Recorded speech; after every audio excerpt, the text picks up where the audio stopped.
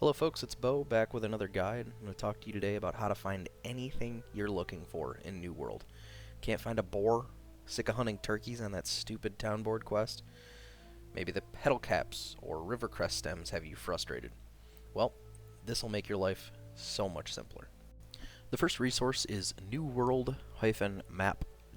I'm going to give you two options here. This is the first one and my preferred method.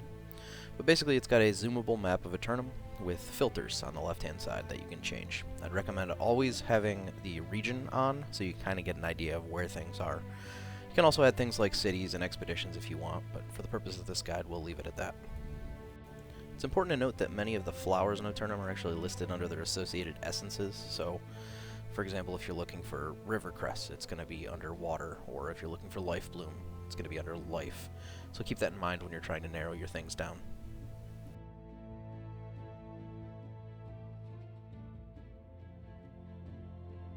Some of the other flowers are going to be listed under plants. This is going to be a good option if you're looking for petalcap early, for example. You can notice that they're basically all over Windsward, but it's one of the most popular questions in the game is where the hell do I find this thing? Additionally, saltpeter, listed under one of the ores, is a really popular question early as to how to obtain, because if you don't know where it is, you just go without ammunition or pay absurd prices on the auction house. We don't want you having to do this.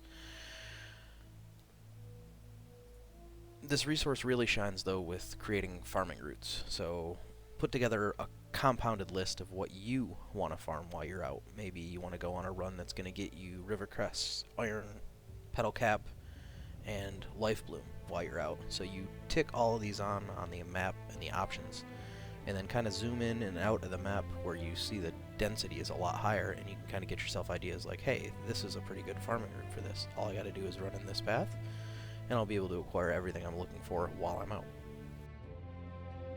If you find that you're overburdened with all the stuff you're farming, check out my guide that I'll post in the top right that'll explain to you how to get more carry weight. The site also allows you to set presets, so maybe you want to set up a farming route on one monitor. You can set up a preset that says petalcap farming route or rivercress farming route or what have you. Save it and you'll be able to pull it up quick at a later point in time. It's important to note that this isn't just for farming herbs. You can also select different monster types on the map, like kill some bears. You might be looking forever if you didn't know where they are. Now you can highlight them, click on them, and say, hey, there's some bears down in Monarch's Bluffs. There's also some up in Brightwood, and a few in Weaver's Fen, depending on what level you are for your faction board quests. This works great for pretty much any type of animal on the faction board kill quests. Makes your life a lot easier. It's worth mentioning that some mobs aren't added in yet. I'm sure they'll be added at a later time or when we have more data. Another thing to note is you can actually tag named mobs on the map.